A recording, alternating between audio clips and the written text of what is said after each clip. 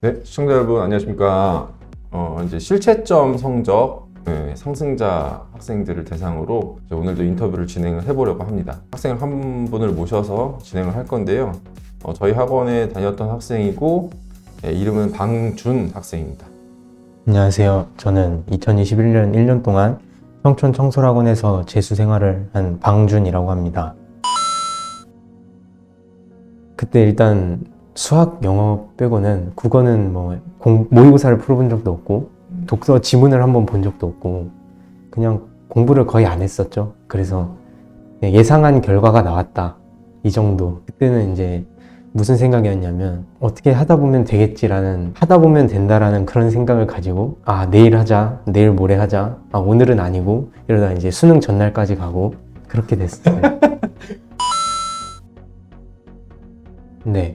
왜냐면은 지금 와서 할 수 있는 생각이긴 한데 현역 때 그 점수를 맞춰서 그냥 대학을 갔다면 굉장히 후회를 했을 것 같아요. 재수 결정한 거 자체는 저 스스로한테도 어떻게 보면 대단한 결정이었다고 생각이 들고 고민도 많이 했거든요. 처음 결정을 할 때는.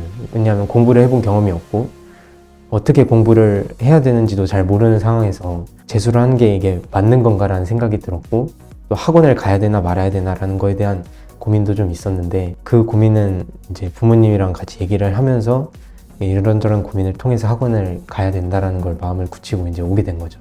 부모님도 좀 재수하는 거에 조금 동의를 좀 하셨었나? 처음에는 굉장히 반대를 하셨어요. 왜냐면은 제가 공부를 안 했고 생활도 이제 고등학교 생활 자체를 좀 잘 못했었거든요. 성적도 안 나오고. 그래서 처음엔 되게 반대를 하셨었는데 제가 갈 수 있는 선택지가 별로 없으니까 대학을 그냥 맞춰서 가게 되면 너무 후회할 것 같고 그래서 학원도 찾아보고 아니면 혼자 할 때는 어떻게 해야 된다라는 거를 부모님한테 포트폴리오처럼 이렇게 또 프리젠테이션을 또 해보고 제출을 했더니 이제 그때 좀 마음이 변하셨죠. 그러면 이제 재수할 때 이제 본인에 대한 본인의 역량, 본인의 노력이 있을 거고 또 학원에서 이제 좀 서포트하는 역할이 있는데 그러니까 나의 노력과 학원의 역할을 이게 비율이 어느 정도 되는 것 같아요? 저 같은 경우에는 처음에는 솔직히 얘기하면 제가 잘할 수 있다는 생각이 있었고 그때는 정말 간절했던 마음이 있으니까 학원을 다니지 않았어도 이 정도는 했겠다라는 정도로 공부를 했었어요. 되게 그때는 제 노력이 100%였던 것 같은데 가다 보면 이제 노력보다도 이제 몸도 힘들고 마음도 힘들어질 때 그때 딱 학원이 있었기 때문에 받쳐줬던 게 아닌가라는 생각이 들어요. 그때는 정말 학원이 한 70-80% 정도 되지 않았을까. 그 정도까지? 네. 학원의 역할이 이제 그 정도 막 70%, 80%까지 올라갔다고 했는데 그 역할에서 이제 내가 도움을 좀 많이 받았던 게 뭐였는지. 일단 첫 번째는 강제성인 것 같아요.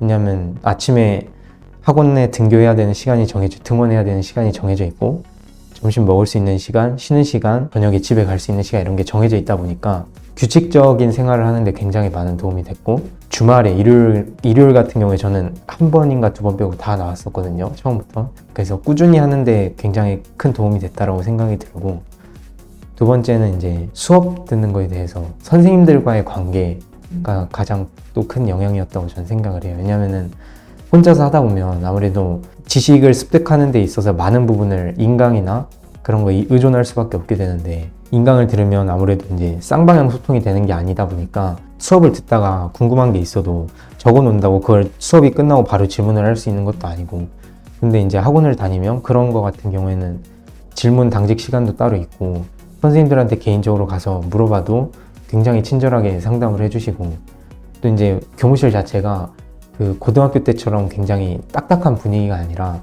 언제든지 가서 선생님한테 질문을 여쭤보고 상담도 요청을 하고 하면 선생님들께서 이제 되게 친절하게 받아주시고 하니까 그런 부분이 저는 그게 가장 큰 역할 두 개가 아닌가 생각이 들어요.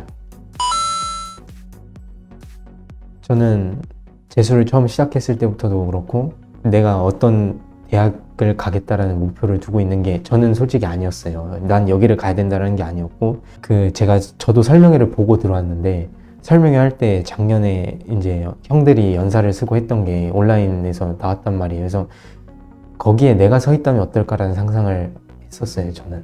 그래서 그걸 목표로 저는 공부를 했고 슬럼프가 찾아왔을 때는 항상 처음 마음을 좀 떠올리려고 노력을 했던 것 같아요. 처음 시작할 때 너는 이런 마음가짐으로 시작하지 않았니? 라고 저한테 스스로 질문을 던지면서 끝까지 그래도 어떻게든 앉아있고 책 공부가 안 돼도 그냥 책을 어떻게든 보고 있고 무조건 안 되면 더 하라고 담임선생님께서 꼭 그렇게 말씀을 하셨는데 그런 노력을 했던 것 같아요.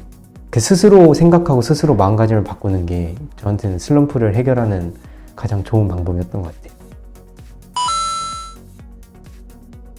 항상 재수를 하면서 느꼈던 거는 모든 순간이 선택의 갈림길에 서 있다라는 그 말을 굉장히 많이 체감을 했는데 항상 옳은 선택을 한 건 아니지만 그래도 고민 많이 하고 일단 재수를 시작하기로 선택한 것부터 시작해서 좀 지금 쉴까 아니면 그냥 어거지로라도 공부를 할까라는 순간에서 공부를 선택했다는 그 사실 자체가 굉장히 뿌듯하다고 생각이 들고 그냥 수고했다고 얘기해주고 싶어요. 정말 특히 이제 저희 부모님이나 가족들한테도 굉장히 고맙고 항상 고맙고 미안하고 저 자신은 고생했고 네, 오늘 인터뷰는 여기서 마무리하도록 하겠습니다. 감사합니다.